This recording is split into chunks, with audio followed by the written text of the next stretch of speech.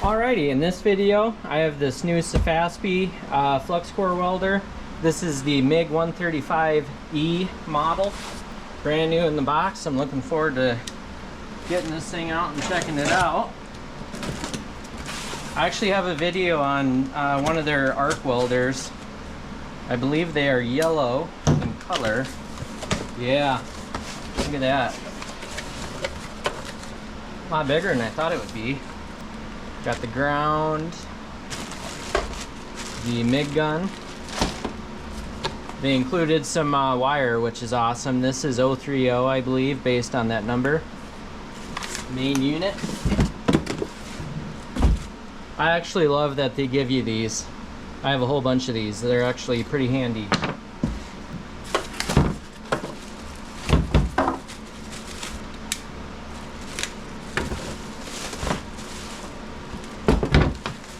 Awesome. Okay, so got the main unit. Looks like this side opens up. That's cool. That's really cool. Pretty easy. Oh yeah, that's right. This thing does stick and lift TIG as well. For now, I'm only going to be using the Fluxcore mode MIG, but I do believe this is compatible if you want to run stick or lift TIG. Pardon the thunderstorm outside. They gave you one extra tip, which is funny. This is a 035 tip and this is 030 line, so but not like you couldn't run this through this anyway, since this is actually smaller than the hole in the end of that. Quick start guide, little manual here, which I'll have to read through.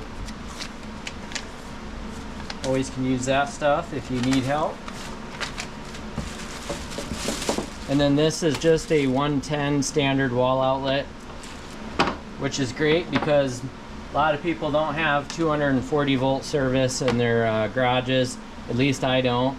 So I got the right outlet for this, so that's good. Packaged up pretty nice. Wow, that's really nice. That's really nice. It's amazing how much these things have changed. So it's got a really easy plug in there for the electric here, and then the line goes through this. Basic cam lock, as seen on pretty much most welders nowadays. They got that easy cam lock. When I say easy, I mean easy. This will only go in one way. You can't mess it up. That's it. Same with the electric here. Only go in one way.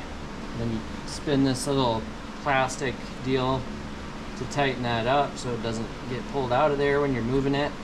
And then, oh, so they did, okay. So they did give you the electrode holder if you want to do stick. That's awesome. That's really cool, actually. Awesome. I do stick weld every once in a while. I'm not great at it, but I still do it. Pretty decent looking ground. I've noticed the quality of the ground clamp going up a lot over the last few years. So they're a little bit tighter, so they stay on things a little better. Like if this were a piece of metal and I was gonna weld on it, you know, it's on there tight. I've had clamps before that weren't tight at all, so they would just fall right off of whatever you're welding. So I noticed that has improved a lot, and that means a lot because it's annoying when your clamp won't stay on. So it's nice to see they're updating this. This is pretty easy as well. Same thing, it's a little cam lock. Twist that. It ain't going out, ain't coming out. And then obviously the unit's not plugged in and on, but You're gonna want it on the MIG setting since I'm not gonna be doing stick yet, or lift TIG. It's got a voltage indicator right there, and looks like an overheat light, temperature light, and then a little digital display, which obviously isn't lit up right now, but once I get it plugged in, it will. Again, this is Sefaspe.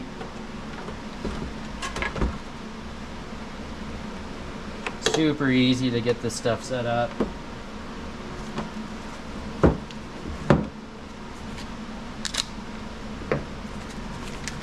I'm a do-it-yourselfer, so for the most part, I just like doing Fluxcore welding. You don't have to deal with gas, which is really nice, and the wire is cheap. It's affordable, and it's plenty strong for what I need it for. So before I load this in there, I need to plug this thing in so then I can get the little motor to push the wire through.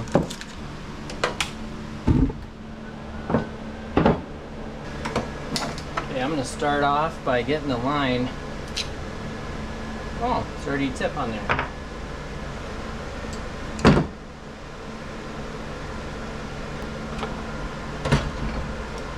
Hopefully you can see this. Lift that up. Take this off. Here's the spool. I'm going to grab this. I don't want to let go of that. I'm going to snip the end of it because it's bent.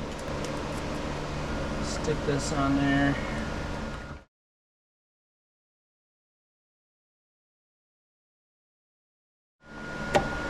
There it goes. My GoPro can't zoom, so I apologize for that. Right now I'm just trying to push this wire into the tube on the other side of this little wheel here. And bring this back down because I want it to put pressure on that wire. Tighten this thing down enough that it'll hold on to it. And then put this back on. There we go. Okay. I already took the tip out of the end of this MIG gun. You're going to want to remove that tip before you run wire through it. Okay. Kind of keep this somewhat straight. Press the trigger down, and I can hear it. I swear I'm the worst person for this stuff. Okay, I messed it up like an idiot. I'm gonna shut this off quick.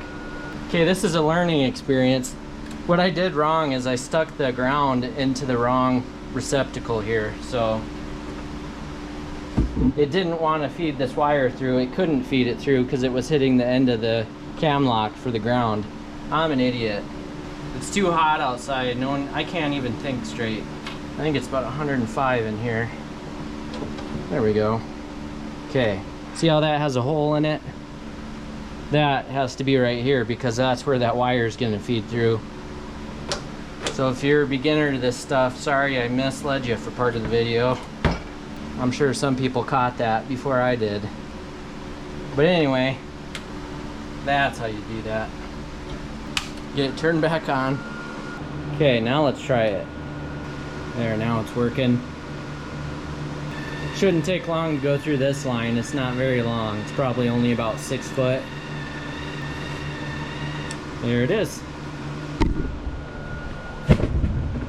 Okay, now just gonna cut some off. Take the tip, stick it in there. Okay, now this tip on the end screws on clockwise, but the diffuser, I guess you could call it, screws on counterclockwise, which means when you turn the diffuser clockwise, it loosens. So if you over tighten this tip, you'll end up loosening the diffuser. So that's something to keep in mind. You don't have to crank the crap out of this. You just want that tip to stay in there. That's it. That's all you need. Not very tight, but it ain't gonna fall out. And then this is a press-on nozzle. That easy. That's it. So basically this thing's ready to go. You just got to ground it off on a piece of metal and play with the power settings. That's pretty much it. Everything down here looks good. Close that. Okay, now I have this plugged into an extension cord right now. My word of advice is, when you weld with something like this, I would plug it directly into the wall instead of using an extension cord. Even if you have a good extension cord, I've always had much better luck just plugging the machine directly into the wall. So that's what I'm gonna do. In my garage, I only have 15 amp service, which is pretty low for a garage. And my wire is too small for me to update to a larger amperage breaker. So I have issues with power in my garage. So to help alleviate that, I plug this directly into the wall, and then I only run the power that I absolutely need. I don't just put it all the way up and then just weld like that all day. I only use as much as I need to, otherwise it could trip my breaker. So I think this thing's ready to go. Let's go try it out.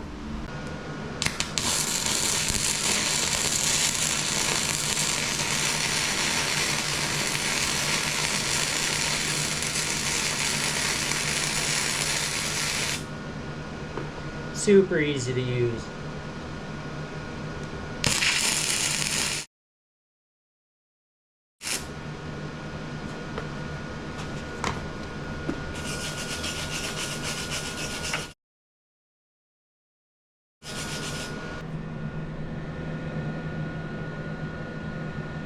Not bad.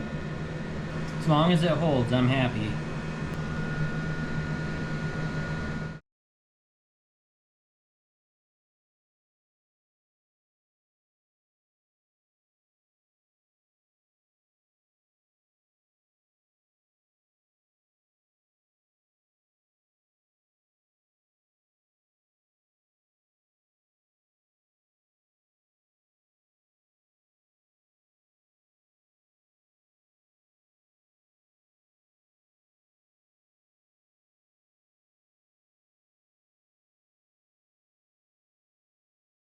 This Sefaspe welder is awesome. It works really, really, really well.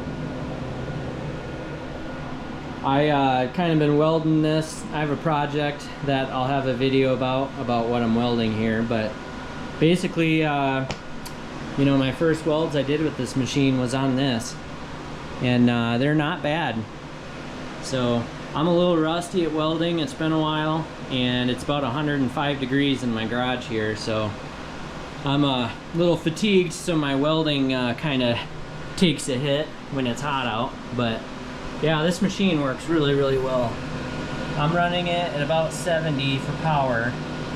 And as hot as it is in my garage, I haven't had any issues with this thing getting overly hot and setting off my breakers in my house. I haven't seen that come on yet either. That looks to be an overheat light. It's got a nice nice MIG gun here. Got a bunch of crap all over the nozzle end already, but works really, really well. Super light, easy to move around.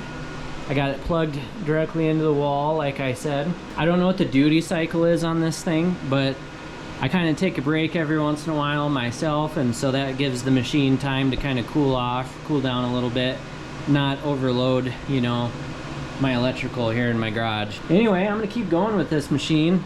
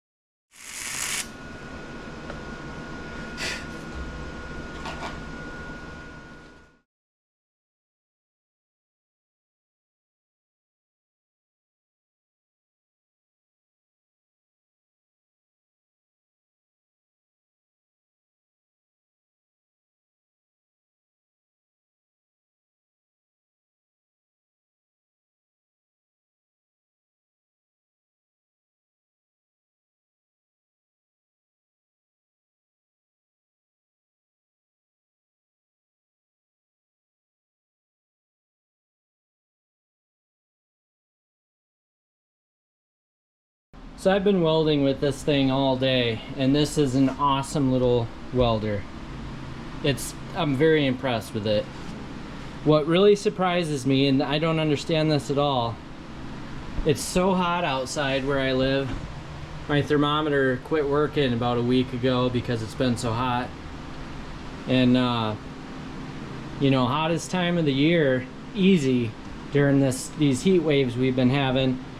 This thing didn't trip my breaker in my house one time, which is crazy because pretty much everything similar to this that I use out in my garage always trips one of my breakers, and it didn't do that at all. And I was welding continuously with this thing for quite a while, so I really didn't give it a whole lot of time to cool off for the duty cycle and everything, so I'm impressed by that. As you saw earlier, I was only running 70, which is less than half of its capacity, and it was welding just fine.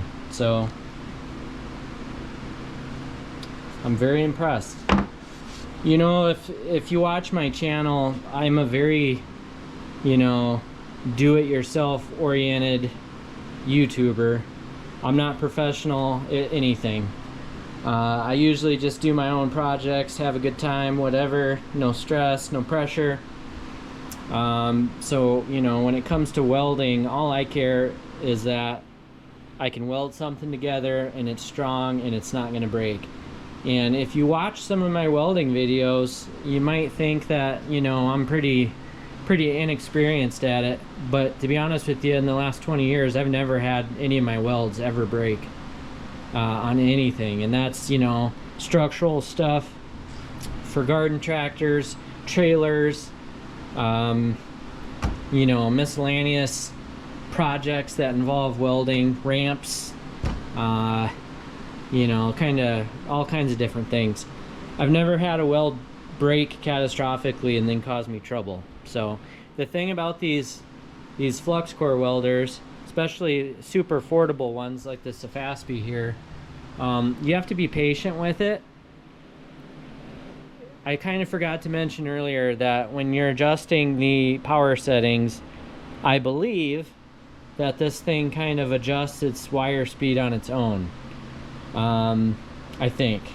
I guess I never did look through the instructions, which you should do that, but I've dealt with enough Fluxcore welders by now that, you know, I know what to expect from these when I turn them on and try to use them and everything. But thing about these units is, you know, they don't move very fast. The wire speed's not very fast, and they're not super hot. So if I go from something like this to like a Hobart, or, you know, I have a large titanium brand welder, when you go from this to those, it's crazy how much material bigger welders put down. So, you know, if you're a do-it-yourselfer doing projects at home, keep in mind that you need to be patient with these. You need to give your puddle time to kind of build up and stay hot.